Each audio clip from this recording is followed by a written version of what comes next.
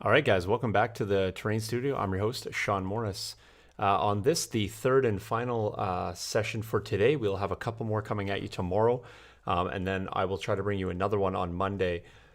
Just to recap where I'm at, we've made some serious progress today, so hopefully that's going to be of interest to you. We took a little break, we ate some food, and now we're here back in the studio. So Jace is still working on trees, not surprising. I am working on the building, but not on the bricks. However, I got a lot of design elements to walk you guys through, as well as some bricks to show. So I've been cutting plastic card for a while. It looks like a box that's white, granted, but we'll definitely get that up. We do have somebody who just gave us a thumbs up in chat. Definitely identify yourself. We would appreciate that, as you may be the only person to catch one of these live today. But make sure you guys go back and check the other sessions out. I realize this is kind of in the middle of the day or in the evening for people. So, but the content's there and it won't be disappearing. And it's patron only. So you guys are the only ones seeing this. This is not public consumption info at this point. So without further ado, I'm just going to click off here, click on the table, and then jump over on the other microphone. Stay tuned.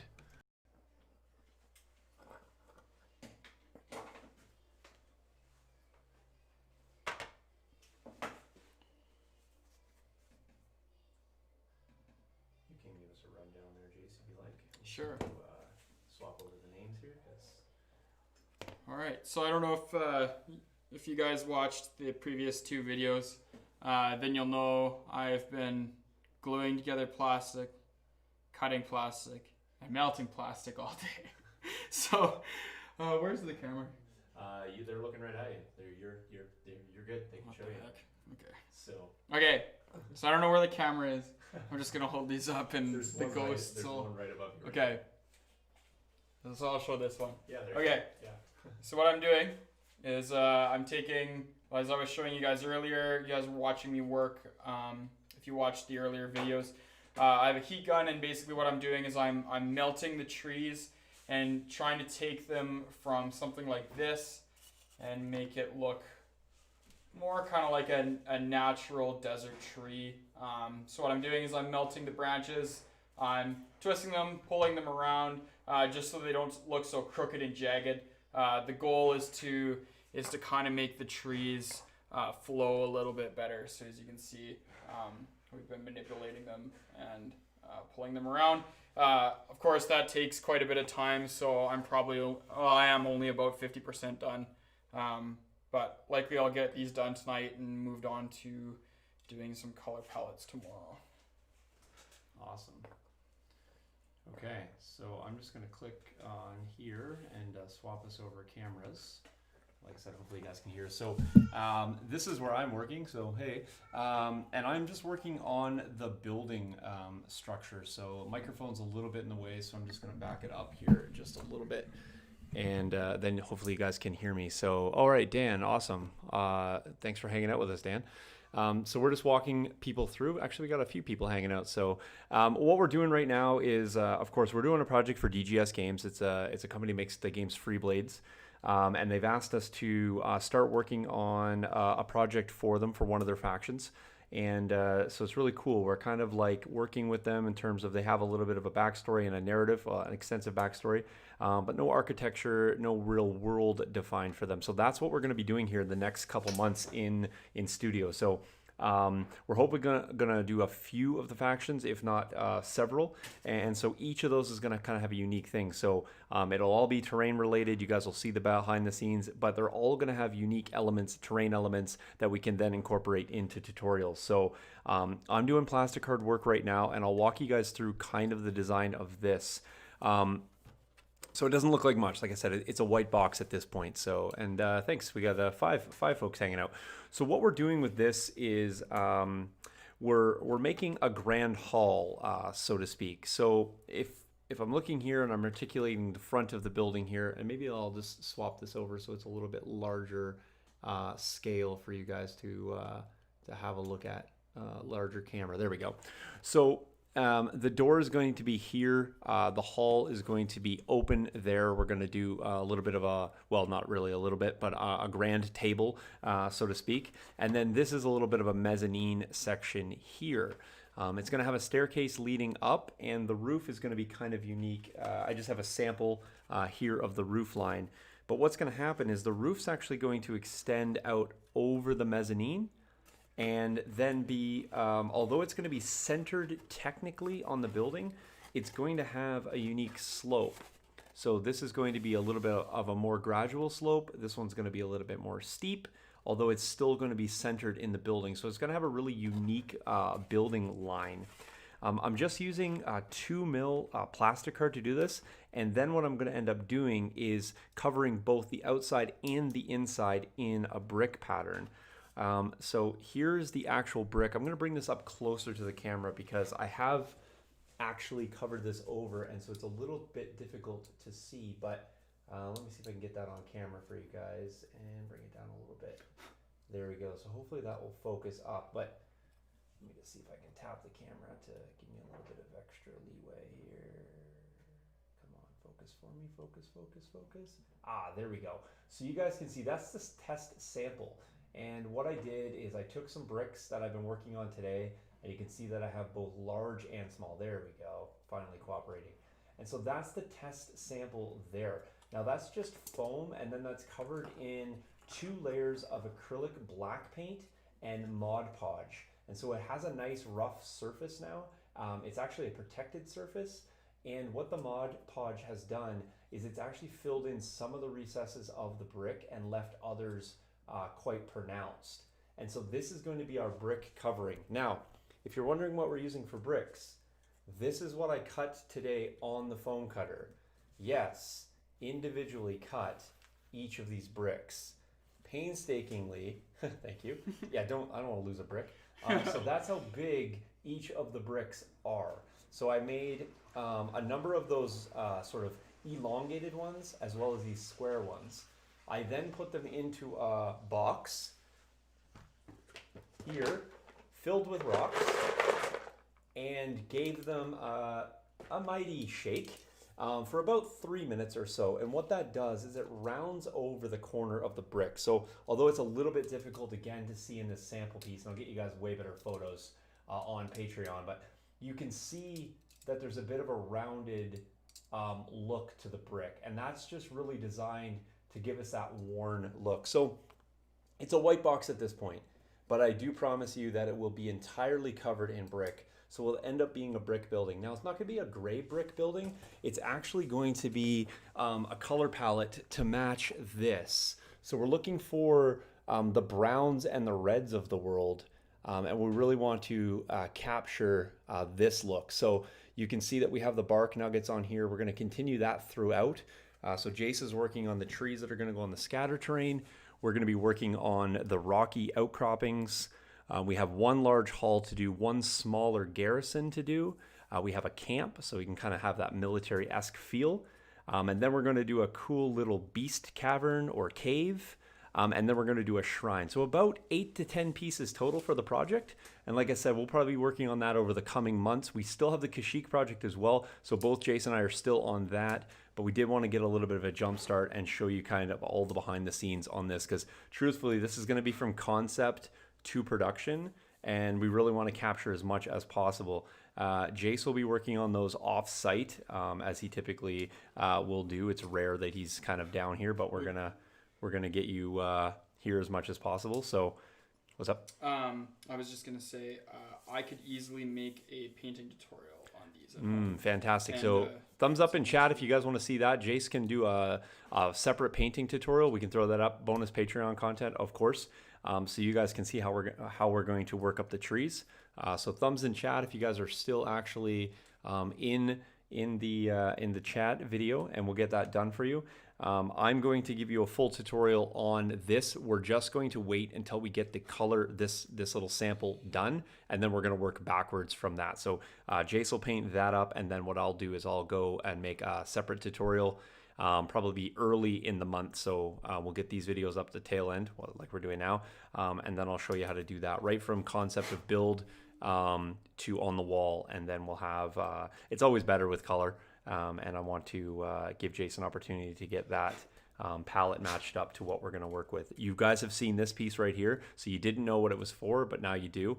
That was a test piece for the groundwork. So you're kind of piecing this all together here. In the coming months, for sure, it'll look significantly different. So what I'm doing right now, I'm just working on the other side of the studio, just because, as you can see, we're kind of tapped for real estate for filming, but I'm just cutting the end pieces. So what I have to do is I now need to replicate an end, and I want to cut in that slope with another piece of plastic card. So once I get that plastic card in there, then I have a little bit of a ridge line. What I'm going to do functionally for this building is the roof itself is going to be pressure fit. So you're going to be able to lift off the roof. The end gables are going to remain. And so the roof's going to come off, the core structure of the roof will remain, and then you'll have accessibility to the inside. So again, it's about 7 inches wide here if you guys are rough dimensions. It's about 10 inches long this way. We're about, I'd say maybe 8 or maybe a bit closer to 9 here wide. And we're going to fit this on a roughly 11.5 by 11.5 base, so we can do a little bit of groundwork on the outside. The garrison is going to be roughly half the size of this, and that will be the only other actual building structure for the build itself. But I'm going to build the gables next, just so I can kind of get that in. I do have to have a set of stairs as well that's going to go on the outside, and so that will be, like I said, this will be entirely brick with some wood accents, although the world we're building doesn't have a significant amount of wood. However, as you guys see, there is some available. So we definitely want to incorporate both the colors of the natural elements as well. We want to incorporate the color, into the buildings. So if we got red ground, red earth, we're going to have more reddish tinges into the brick. If we have kind of white or grayish wood, we want to make sure we have that white grayish wood into the building itself. So the interior, that can be slightly different. Maybe that's imported wood, maybe stolen, whatever, what have you. We can definitely do some accents in there. And the color scheme for this is definitely going to be in the gold and purple in terms of accents. So we're going to do some accoutrements and some adornments via banners and things like that on the outside of the building as well. So yeah, so that's kind of what's going on. I'm going to kind of continue working on the plastic. That's going to be, like I said, just over there. So maybe I'll just bring this back over to Jason. He can kind of walk you through a couple more ideas that he has for the trees themselves.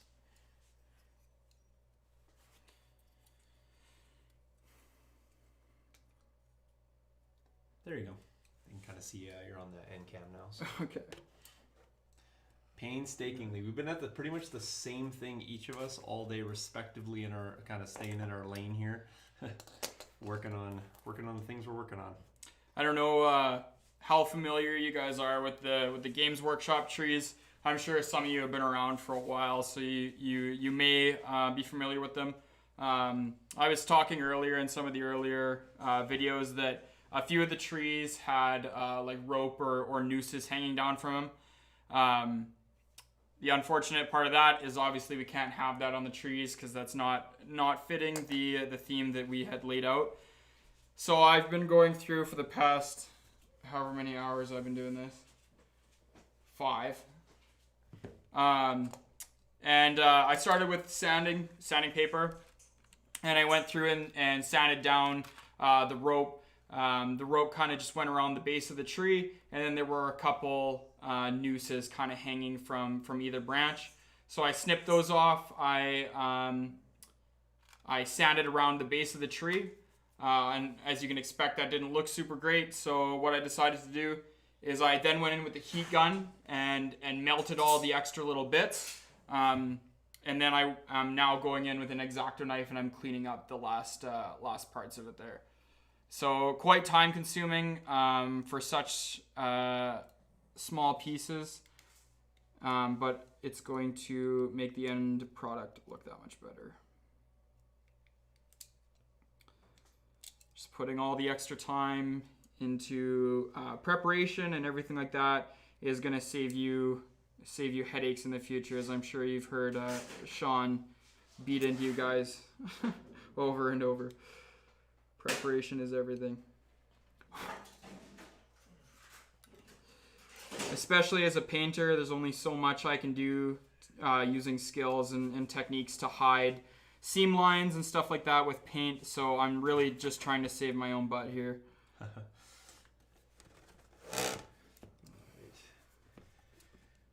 So I just cut a 7.5 inch piece of plastic card. Let me just jump back over here on cam. That's not the camera I was looking for. This is the camera I was looking for. So yeah, just cut a 7.5 inch piece of plastic card. The reason being is 7.5 is going to be the tip of my peak. So now what I'm going to do is start cutting in the respective slants on that. Now the end of the building is going to be brick as well. So I'm going to bring that brick right up to the roof line. We're actually going to do clay tiles for the roof itself. So kind of like the terracotta sort of clay. The reason we went with that is because we have the sort of sun-packed earth, and we thought the clay would be nice. The accent color would be really easy to incorporate as well. So we're going to bring that into the build, just to again tie those natural elements into this. Now the roof itself is going to extend off, but the portion here on the end is actually going to have some wood accents. And so the roof line is going to sort of be truncated and then extend out with some rafters that are going to be exposed. So I just have to carefully measure out exactly the angle of the roof. So I have to unfortunately turn this around just so I can have a look at this myself. You know, measure 3 times, cut once type of deal here. So quite important that you are measuring. A lot of math in this build. The reason I went with, you could use foam core if you wanted to certainly build the structure. The reason I went with a plastic card is I like it's a bit thinner, significantly thinner for that matter. It's actually stronger, and one of the things that I thought would be super nice and easy is that when you are sort of dry fitting, as you can see, I have this taped together right now. What I'm able to do is I'm able to actually work on individual wall panels and then reassemble it almost like it came in a kit. With the foam core, you're not really likely going to do that. Additionally, when you're putting down the white glue or the PVA or the weld bond, whatever you're using, that foam core has that paper backing or paper lining, I should say, that can get saturated and actually ripple. I didn't want that to actually ripple or have a detrimental effect on my brick layer. Additionally, I'm going to also be giving it several layers of Mod Podge. I didn't want to reactivate that paper, and anytime I'm saturating something that's not necessarily as rigid or non-absorbent as plastic card, I run the risk of causing damage to it. Either it gets out of whack, it gets warpy, it doesn't stay as true as the lines that I would like. All of those are potential risks, so I really do like working with the plastic card. It's quite easy to manipulate. It's a little less forgiving in terms of cost if you make a mistake, but as long as your mistake isn't too egregious, you can either correct it or you can just set that piece aside to use for another project or perhaps another piece within here. So I always work with from the big stuff and work down. That's quite important, and this is no exception. So another reason too that I'm actually double laminating this and putting this layer here is I want to have a little bit of a natural recess where that roof can set down. I don't need to make it huge or again, very obtrusive. I'm actually going to put wood rafters on the inside of this as well, and the wood rafters are going to serve both aesthetically as well as functionally. So when the roof is lifted off, you will see the rafters. You'll see the rafters too deep on each side to give you that look. But when the roof comes off, the remaining rafters that are in the middle are actually going to be attached to the roof itself. So just kind of giving you both a visual as well as kind of the aesthetics on the roof as well as the remaining structure. So just really trying to make the pieces look functionally and eye-pleasing, even when you are accessing the interior, right? So I'm going to set this roof aside, but with that roof setting off to the side, it's still going to look good underneath. It's still going to look like a finished piece. the inside's going to look like a finished piece, and the inside is still going to maintain that line. Whether that's functionally required for the game or not, or the purpose, I still want to have that sort of look of the slope of the roof. I still want to incorporate that into the build. So all that to say that really it comes down to planning. Make sure that you're planning correctly.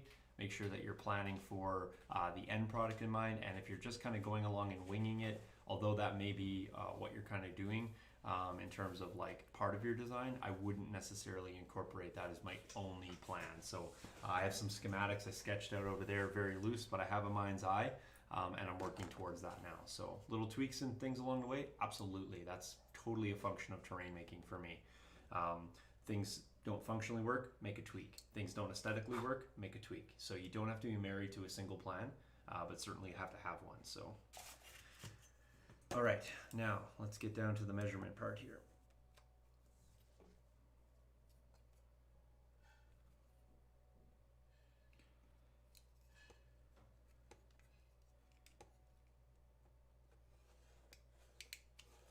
All right, just drawing in a little bit of a line there to kind of give me, I'm making one because I'm actually going to replicate this on the other side, even though the actual line's a little bit different. The main point is the peak. I want to have the peaks line up on either side. I want to have the slope line up on either side. I can trim and cut away the excess as needed. That's why I have such a large piece here to work with. I'm not 100% sure exactly where I need my slope to end. So.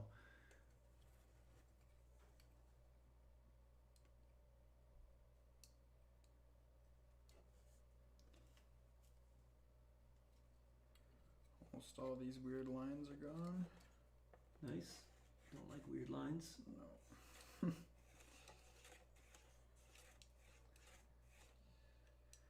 All right, that looks pretty good there. And then I just want to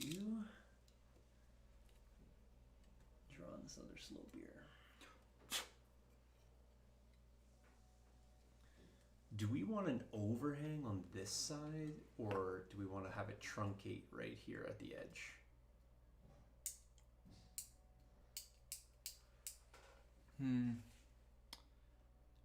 We should have an overhang, I think. If we have an overhang on the other side, let's have some... Okay. So then if that's the case, then I'll just have to remeasure that. Not a problem. Or redraw the lines, I guess. It doesn't need to be crazy, but no, slightly. Yeah, I'll do a very, very minimal overhang. So there you go. There's the prime example of a slight tweak aesthetically, right? I lined it up one way. I want to make a slight change. No problem. Doesn't cost me anything to draw another line, and I haven't used any material because I haven't made any cuts. So quite simple. Those are some of the nice things about, like the more of the guys that we can have working in the studio, the more brains we can kind of bounce ideas off and different suggestions for how things look and changes and things like that are really nice.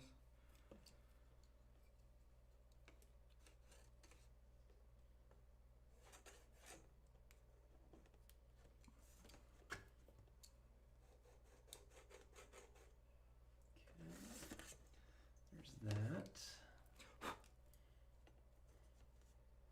If you guys got any questions and you're hanging out in chat, absolutely fire away. You are not going to distract us in the least.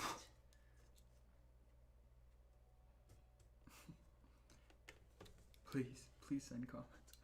Please send comments.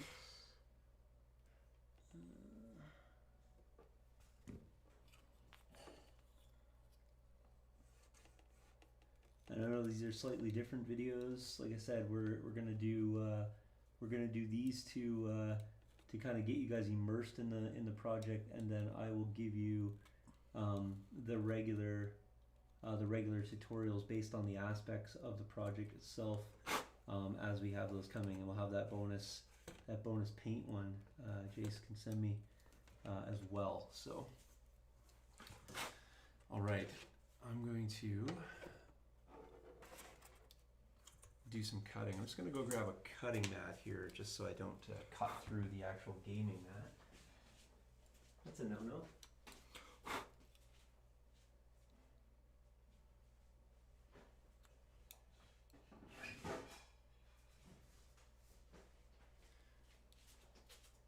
Have like 47 cutting mats in the studio, and I'm going to use a piece of wood instead. So I'm too lazy to go all the way over there. So awesome.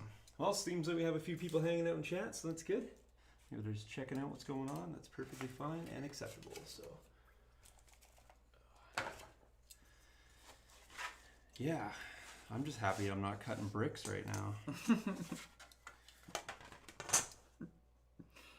Like pushing them through the Proxon cutter. Like, Yeah, just nonstop through the almost Proxon falling cutter. asleep. Yeah, it got its workout today anyway. So you guys know me with the plastic card, right? It's 2 mils, so that means a scoring cut plus 3, and then you do 1 for good measure. Then you like that clean snap. Just maybe back this microphone up so you guys can see what I'm working on here. Yeah, so you got that clean snap. Set your pieces aside. If they're large enough to reuse, then you want to reuse them, right? So plastic card is not cheap. So No. okay, so then what I'm going to do is I'm going to run this slope clean out to the end. Now this is excess at this point, so I can cut a clean line here and have this sort of triangular piece, or I can cut it all the way down here and then have a larger triangular piece. If you are planning to reuse pieces, kind of have a little bit of forethought in terms of like, do I need more square? Do I need smaller pieces? Do I want to have an angled piece? Kind of just keep that in mind. For this one here, I don't really need it for anything. I have some surplus, so I'm just going to do myself a favor and clean cut down this way.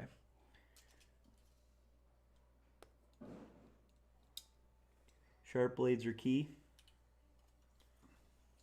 I'm gonna move back to melting in a bit. Yeah, no worries. The heat gun's been key today.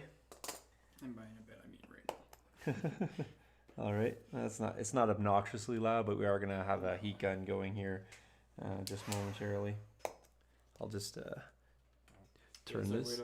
Yeah, I'll just turn it to this so it's a little bit more coming towards me now. Yep. All right. All right, so there we go. I always like to run my blade just along the inside of the plastic card too. You can do it this way or you can do this way. And what that does, it just takes off any of the sort of excess shards or any of the really, really fine lines. Just helps re-square the blade, or re-square the edge, I should say. There we go.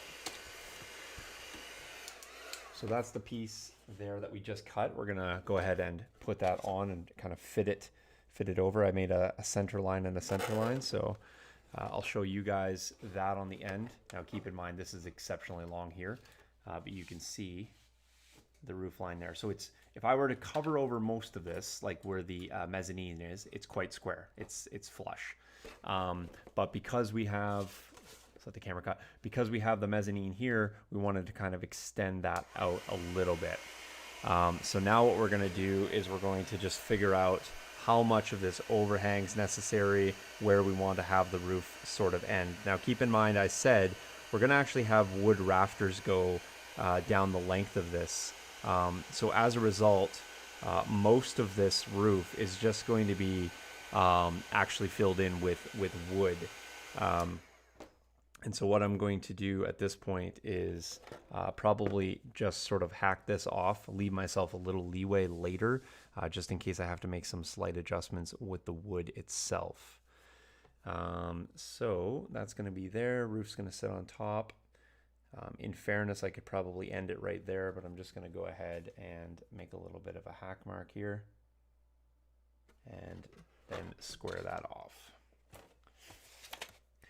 One of the other things too that I often say about plastic card is, although you can just sort of take a knife and hack at it and, oh, I don't need this, I'm just going to, loosely cut here. Do yourself a favor, have as many straight edges as possible. The reason I say that is when you go to pick up a piece, you're oftentimes wanting to start from a square edge. And if you have the ability to pick up a piece and know that that edge is square, you always have a frame of reference. If all of your edges are just a little bit off because you kind of sped through or did speedy cuts, then you're having to square up. And the more you have to square up a piece of plastic card, the more material you're actually going to lose. I always will check for square, but before I use a piece, but knowing that I typically will want to square up an edge, it just helps me to know that it's likely going to be pretty darn close. If not, it's only going to take a little bit of a trim, and I'm not going to have to cut off a lot of excess material. One of the downsides of the place that I actually buy this plastic card from, I buy it in big 4x4 sheets. They actually get it in 4x8 sheets. It's not feasible to sell 4x8 pieces of plastic, nor are a lot of people buying that. I would certainly buy it in 4x8, although I can't get it in my SUV.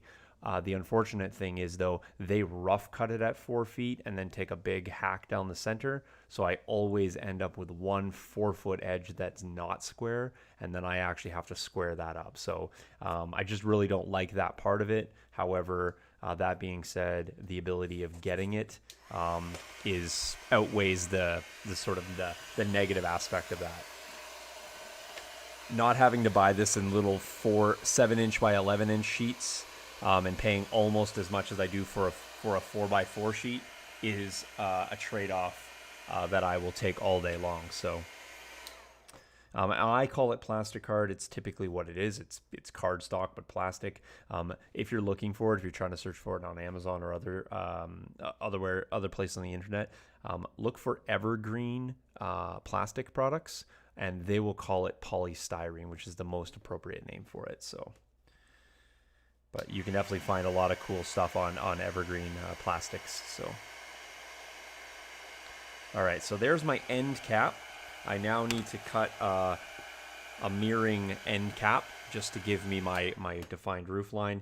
Then I'm going to have to go in and obviously start hacking out some of the sections. So I will do that next. I'm just going to jump off camera here for a minute. I'll let Jace serenade you with the heat gun. And... and I will be right back. You got the helm, my friend? All right. Yeah, nothing much exciting going on over here. More the same. If you guys saw the previous video, it's the same technique. So basically, in case you missed that, I'll go over it again. The heat gun heats the plastic up pretty fast, so there's always a risk of melting the product itself, which of course is not ideal. So what I'm doing is I'm going over the area, trying not to stay in one spot for too long. So I target a specific joint. It's usually where the tree branch curves or something quite unnaturally. These tree branches have a lot of 90-degree angles. So I'll target a joint, as it were, and then I'll show you what I do once it's sufficiently melted.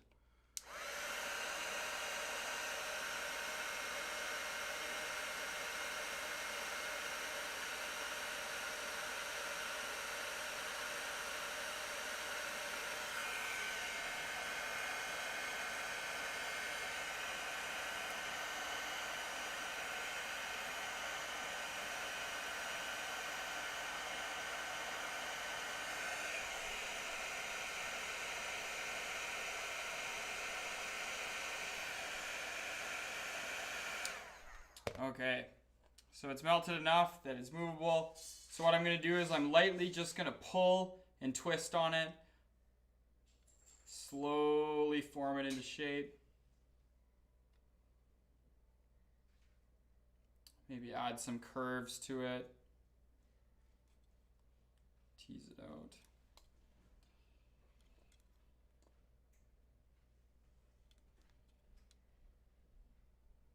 And then you'll feel it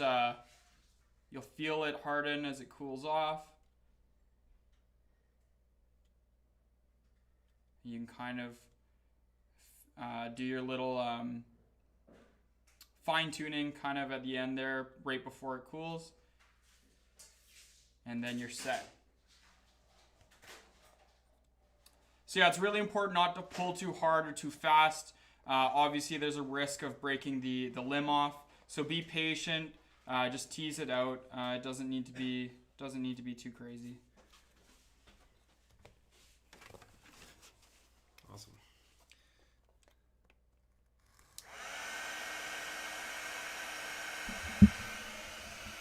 Okay, well, hopefully Jace taught you something there while I was gone. So I just went and quickly cut the other wall panel. I'm just doing that standard trim. Jace is actually warming me up as he's using that, so that's kind of nice.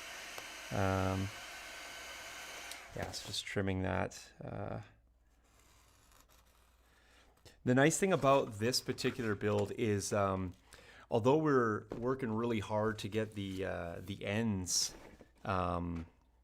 you know, at the ends and the sides, everything square and uniform in shape, we're actually going to be covering the entirety of this building, as I said, with brick.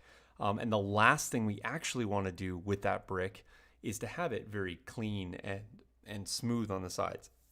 So in fact, we're going to, and I forgot to mention too, I think I mentioned in the previous video that I was going to do this, but after I glued everything on to this brick, I actually took a piece of aluminum foil or tin foil and rolled it over the entire surface. So scratching the rocks, nicking the rock, dinging up the rock or brick, what have you, made from rock. And that just gave it a really sort of unique surface and kind of put even more surface texture in there. So, but all that to say is we're starting from a very square base. Then what we're going to do is we add the brick. We're then going to make sure that we add some significant differentiation in the wall itself. This is another reason why I want to work with this in panels. Although eventually I will have to adhere the edges to obviously do the corner bricks and things like that, I'm going to be able to work in flat panels. This is going to allow me to put a lot of the bricks on in this orientation, as opposed to having to work like here, and then when I do that, rotate it over this way, and then I still have all that brick on there. You know, I can't necessarily put that on there, flip it over, and know that's going to adhere. I want to give it significant time to dry. So working on it in panels, then securing it, then working on the corners just to kind of get that look done. All that is nice when I'm able to make this sort of in pieces. I often tell people that you can always break something down. You can always fix something that you made because you likely made it in pieces. And so having it come back into its like constituent components is really an easy way to work on pieces. They don't have to be fully assembled. I always used to think I had to put everything together, and then I would just make my end work so difficult that it really became not very pleasurable to have to kind of paint up underneath something or get at this weird angle, or I would build this whole thing and then I'd be like trying to stick something on the inside. I don't need to do that. I can make it and dry fit it, take it apart, put the difficult pieces on first, and then start adhering things together. And then what you do is the fine tuning. You put out all those little finishing touches on there, and then it ends up being significantly more pleasurable to work on. Hello, puppy. Dogs in studio. You guys usually hear them and hardly ever see them. So yeah, that's basically where we're at. So we'll do a few more minutes tonight. Then we're gonna finish up for this evening. We'll come back at you tomorrow. We'll probably work till about midday or so tomorrow. Get a couple more videos up. Probably hit you guys maybe around 10 o'clock, 10 a.m. Maybe we'll do like a 10, 11, and 12 and get 3 more videos up tomorrow. Jace is going to head out tomorrow afternoon. I'll probably continue working into the evening, although I have some other things to do. But we will have lots of things for you. Jace can send me photos. We'll get that stuff. So if it's not a video update, it'll certainly be a pictorial update, or at least a verbal update at best. So ask your questions as well. If you haven't seen something and you're curious how the progress is going, just send that to us as well. All right, I'm going to do a little bit of actual fitting here now.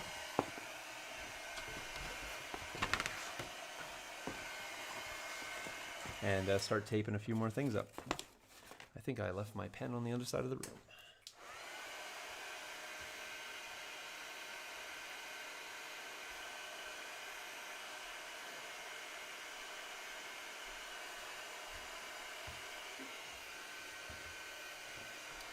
right, so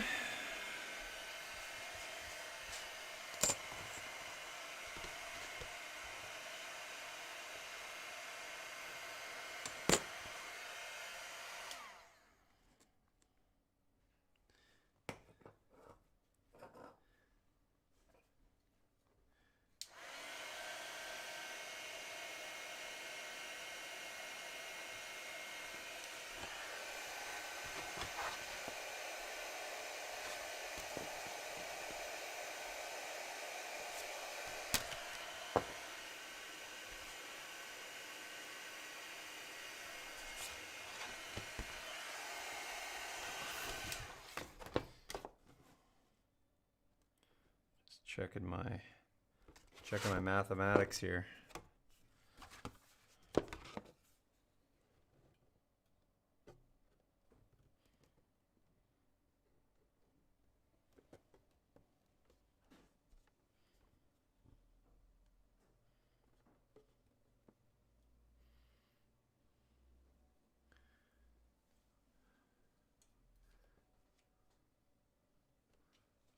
I feel like this side needs to have a slight adjustment.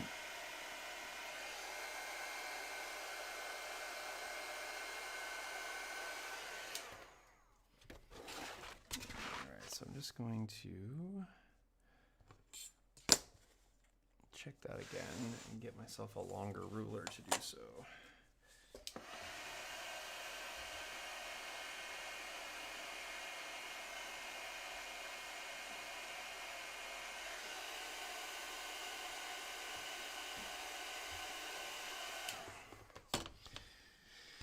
All right.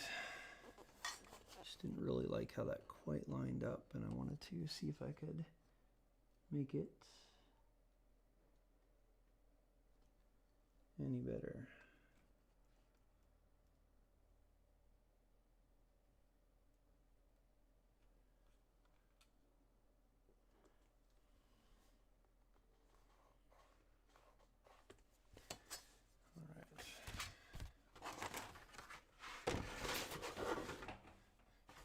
Now, of course, you have to use all your measurements with a slight grain of salt when you're only holding it together with tape. That's always going to have a little bit more error than the final build. But what you want to do is you want to use some key markings and key points to start lining up your piece. That is one of the main features of dry fitting. So you know how close is it to this corner, how far off that corner. You know, use a center point, mark that up, all that good stuff.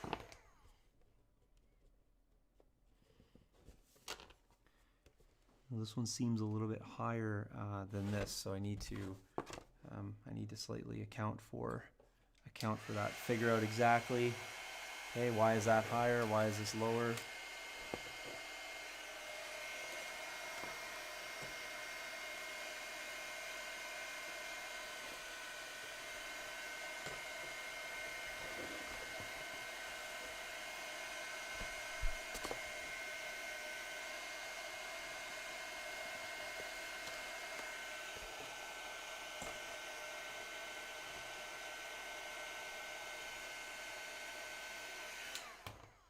Alright, so what we're going to need to do is, over the course of this, we have a little bit of extra height there. So in order to make the roof line a little bit more appropriate, we are just going to need to trim this piece down a little bit. So not a huge issue.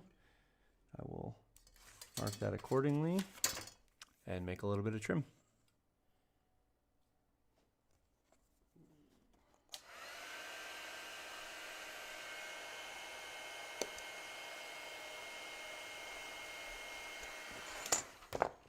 Go. As such, as a result of that though, I will change the center, and so I will remark the center point on this and also mark that accordingly here.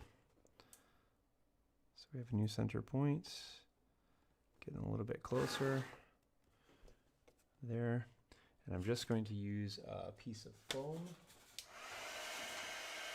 to mark my pseudo roof line at this point. And I'm just checking the gap on both sides. It's quite important. You want to have some uniformity to that for sure. This is basically how the roof will set, and it needs to set onto these peaks and be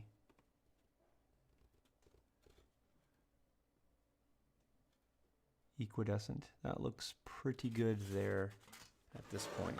Also, something else I want to account for, and in theory it should, but I want to see that my ridge line lines up. That looks pretty good as well. Okay. So I'm going to go ahead and just tape one of these in place and work on them one at a time. I want to make changes, or I want to make the cuts accordingly, but I want to make like I said, the cuts one at a time, because now what we're into a situation is that this roof line here needs to line up with this roof line. However, they're slightly different. This one has no wall, and this one does have a wall. So I need to make sure that as I'm putting when I will put the roof on, it's going to not only line up appropriately, but look appropriate.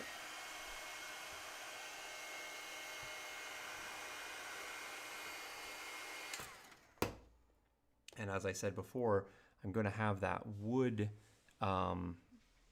structure come in here, and in order to have that done appropriately, I need to put another piece that runs here and runs right up, because if I just go ahead and hack this away, which I eventually will, the issue then is that I don't have any support for the roof.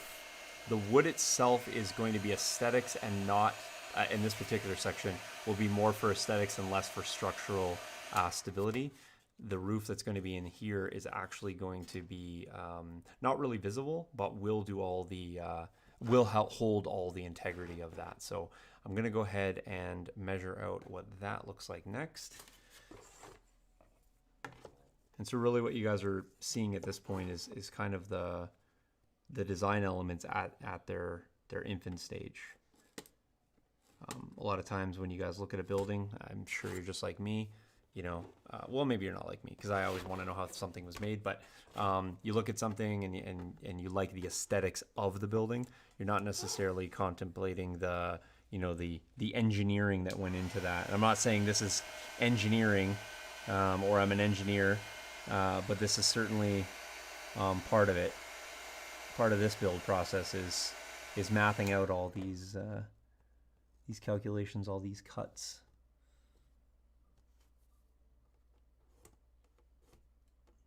And you'll see me, and you guys know this, I don't need to use a lot of numbers to do this.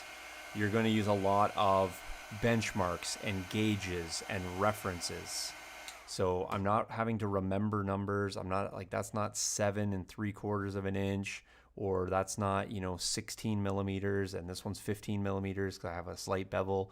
I'm not doing any of that. I'm using frame of reference from the specific design of the building. So now what I'm going to do is just mark this with a little X, because I'm going to hack that entire piece out. However, I'm not going to hack the entirety of it. Because what I want to do is I want to preserve the integrity of this end piece. This piece is adding stability. So I'm just going to cut a small triangular section out of that, and I'm going to mark that with my pen, and then that will take care of that. Now I will run the remainder of the roof line, like I said, with the wood after. On this side, I'm going to have to come back in and do the same thing. I'm going to go ahead and mark that for removal. There. And there. And also here. Over here. here, I should actually mark off the fact that I do need to trim this piece. There we go.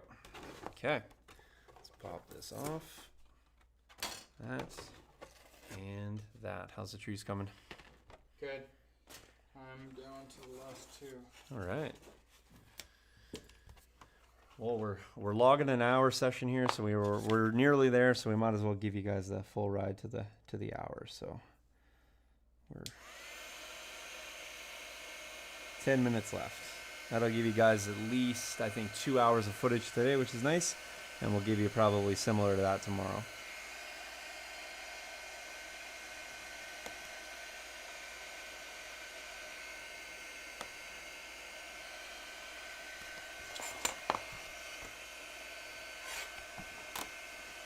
There we go.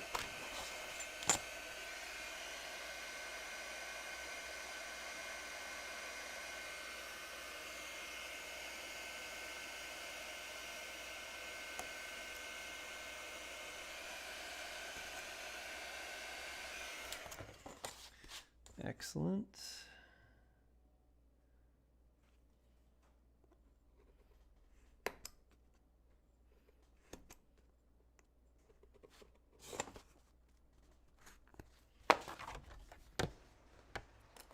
All right, I'm just gonna trim that corner.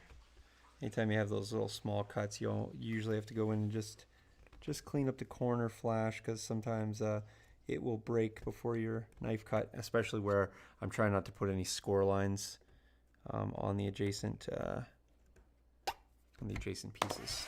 It's gonna be covered, but just a habit.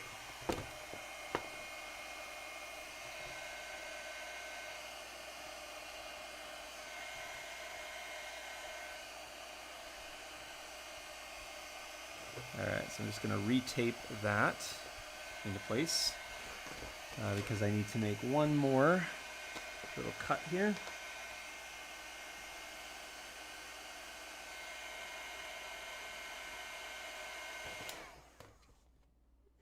I do want to have that roof line come down, so what I'm gonna have to do is choose how I want to square that off, and I think I'm just gonna do exactly that, just square it right off.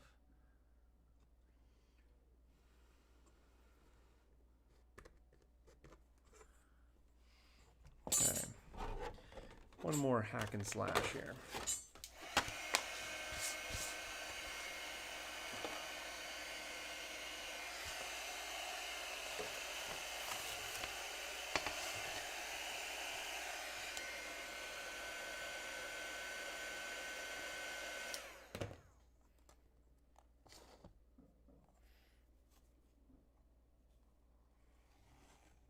Until my blade's getting a little dull, so I have to swap that out.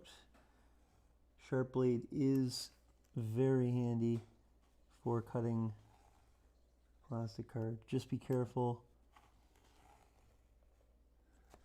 Just be very careful when you are working with the knife, particularly, oops, smack myself. Yeah, particularly when you are just changed out your blade. Because it will run really deep and quick. So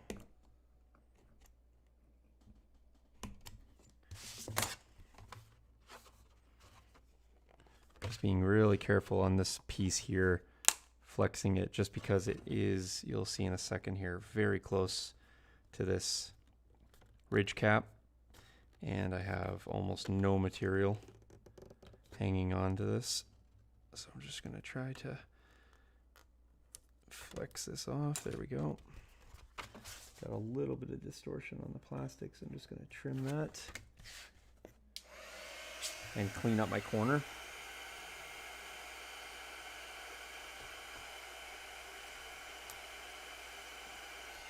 There we go. Oh, that's fun. Sorry guys, I didn't realize I jumped to the seat there real quick. So yeah, so just showing you here on the end, you guys can see the piece that I had just trimmed up there. So let me focus that a little bit for you guys.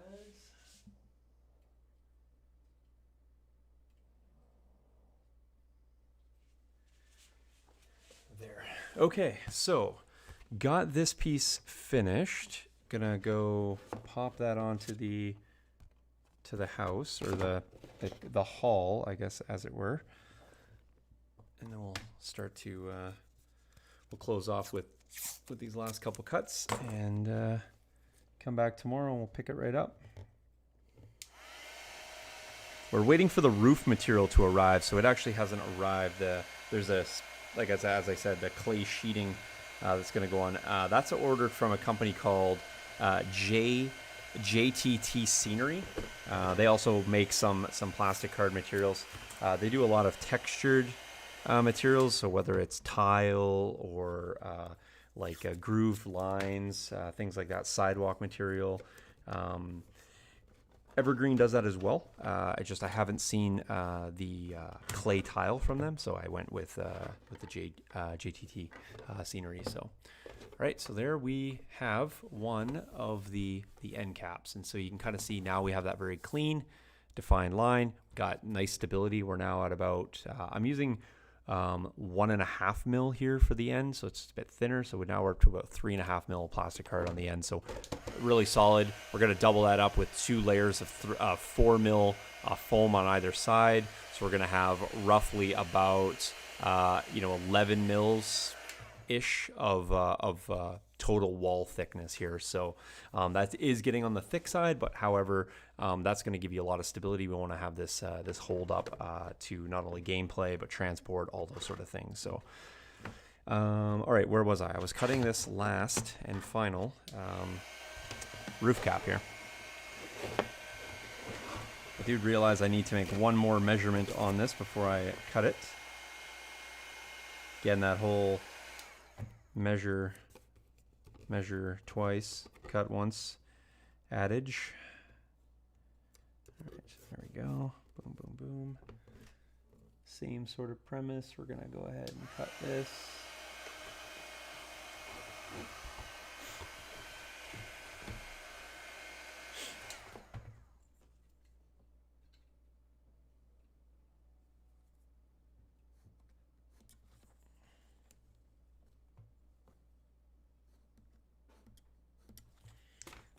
There we go. Pop that off. And go ahead and cut this.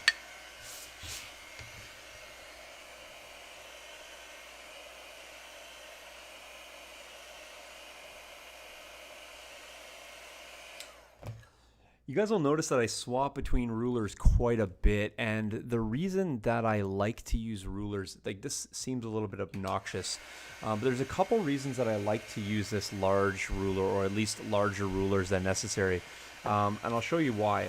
If you were to use a ruler like this, your standard ruler, there is you have more than enough ruler here, but there is a tendency for some of these smaller ones, because you're going to put a lot of pressure on, you can actually create some wiggle in there. Now, that's bad for a number of reasons. However, if you were to use these larger rulers, like this one here, is a 2-footer. One of the things I like about this is I'm actually able to put some down pressure. I actually use my elbow here, and although that looks like it may lift it, I'm actually able to get a lot of pressure on, and I can put a ton of pressure here, and I can balance that pressure. So I'm actually lifting the pressure off a little bit, and there's no tendency to wiggle or have this sort of move out from underneath my hands. So I really like using those larger rulers just to have that added stability.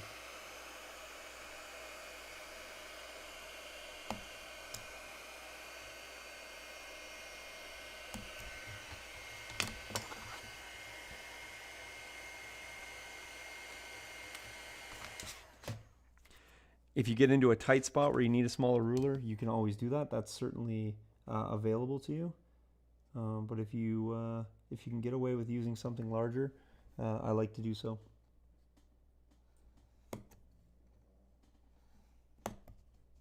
I like this ruler for a number of reasons as well. It's a little bit thicker So you can see here, this one doesn't move past it. So it's thicker than the plastic card. I can use that to back the plastic card and then back another ruler onto it. And then I have a nice little stop. So that also works really nice. And I'll show you how you place this here, like so. You put your forearm on it. You run your other ruler next to it. Now that problem around this flexing is actually eliminated because you're now backing it into your other ruler. There's T-squares and things like that you can definitely use for this job. However, they're typically too large to successfully get in and use on small pieces like this. So I just do my own thing. I make my own T-square, and I just use one ruler to back onto another. It's a trick I've been doing for a long time. Go. I want to be careful in the corners again, just flexing, and go in and clean up.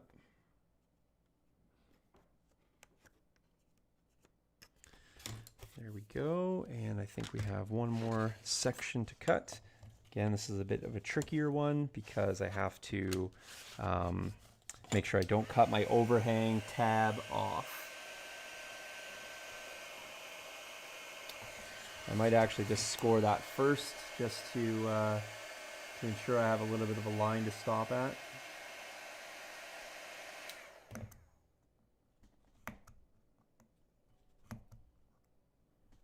All right, final cut for the evening.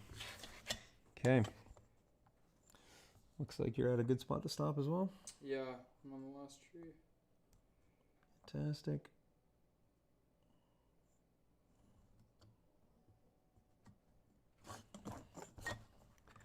This is going to be a bit trickier just because I got to be able to see where to stop. So I'm going to come to the inside.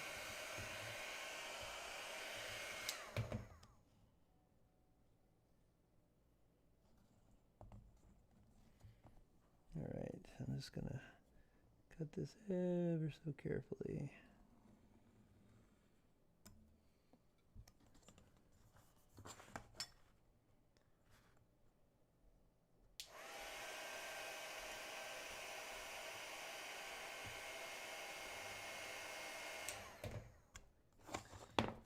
Yeah, I'm just going to score this one just because.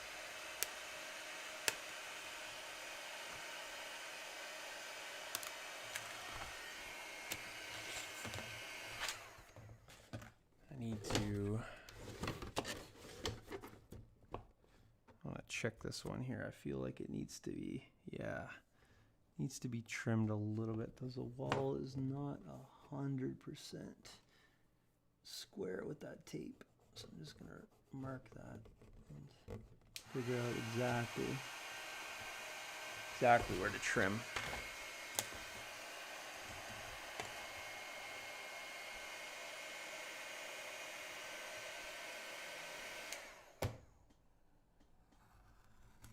There we go.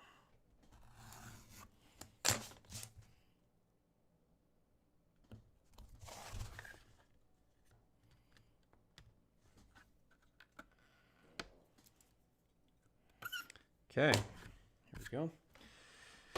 Put that on there.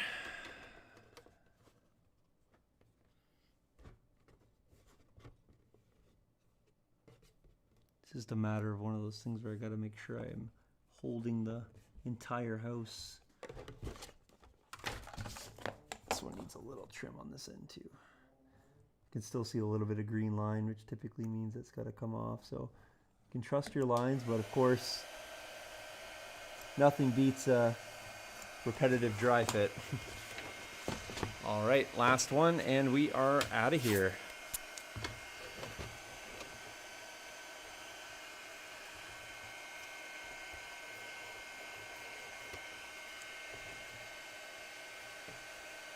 Tape this up and then I'll show you guys what it's looking like.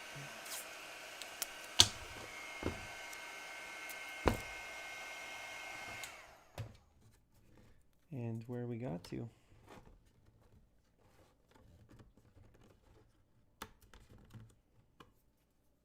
Still feel like I can maybe trim that a bit more. I'm not going to worry about that right now because it remains to be seen. Okay, well there you have it. That's the grand haul at this point. We got the mezzanine here on the side. Got that defined. This solid wall in the back is intention. Is the intention there. So we have an open front and a solid back. We're gonna have a little bit of a thoroughfare here. We're gonna have a staircase coming up here. Wood rail along this edge. Obviously, we'll do the interior. This is actually gonna have a little bit of a recessed section underneath. So on the inside, when you're looking at it, you're actually going to see a little bit of a recess, and we'll go in here. We haven't cut this inside wall. At this point, it's still just a solid structure. We'll get at that tomorrow. We got the nice roof line defined. It's going to look something like that. I know it doesn't look like much when it's in foam form. And then over here, we're going to have the overhang come down. So that'll actually come right out over the mezzanine as well. So lots to go, of course, but it is definitely something versus nothing like it was earlier. And we'll go ahead and start getting this brick laid on the outside. It'll be covered in black. It'll look a lot nicer when it has color as well. So it looks like Jace has got the trees good to go. Almost, yeah. This one's just got a couple more branches. Awesome. Let me grab one of those sparse ones from you there. Yeah, and then one of the full ones. Yeah, so really modified these up, right? They were definitely in a much more upright and flat form. So Jason was able to not only trim some of the branches and manipulate, but we were also able to kind of change. We are liking the fact that we're going to have this nice mix between sparse and a little bit more full, although there's not going to be any foliage on this, so they're all going to look a little bit on the sparse side. We may actually come in and maybe fill some of the knots in these just so they're not all the same or in the same places. We can do that. Maybe we'll even just make them a little bit smaller. They're pretty prominent and pronounced at this point, so we'll fill some of the gaps on here, get some green stuff, and probably do some of that work. And then otherwise, I think they looked pretty good. There's no skulls on them anymore, so that's decent. Oh, that's a lie. There's actually some skulls in the bases. We gotta. We'll just have to cover over. Oh yeah, there is some in the bases. Yeah, they'll just be covered over with putty. We'll trim them off and then cover them over with paste. But man, they love their skulls for sure. So yeah, they're literally buried in the base. That's true. Yeah, I didn't even see all those. And then there's a pile of skulls over here too. Yeah, awesome. Well, it would be GW if they didn't have skulls. So we're certainly going to work our way away from those. So some people may ask too, why are we using like existing trees? Now that's pretty rare that we'll actually use a tree armature from GW. In fact, we've never used these particular ones, but the look of this, the kind of the established look was something that I really gravitated towards. So I actually picked these up several years ago with the intent of doing some sort of either dead sort of wood forest, but then when the opportunity came up for an arid tree, something very sparse, I pulled them out immediately, and I knew I wanted to use them. So sometimes you just sort of gravitate towards something. It's definitely not the easy button. We've been working at these for more than 5 hours to get them prepared for what we intended. So it's certainly a lot more work than straight out of the box and slapping them together with some super glue. And then in the end result, they're going to be even more tuned towards what we need them for. But nothing wrong with starting with a base structure if it fits the bill. And certainly here in the studio, no exception. That rule applies. So, all right, guys, that's going to be it for us. Thanks a lot for hanging out with us all day long. If you have, and if you're catching up tomorrow, fine. Come catch us tomorrow. Like I said, probably go live around 10 o'clock our time. So whatever time zone that is for you. Nonetheless, you don't need to be on the live stream. You can certainly find us later on. So we are 10 Mountain Time, but as I said, you may be at any point in the world. You're at a different time than us, but you can find us and we will be here. So thanks for watching, guys. Catch you in the next one. Cheers.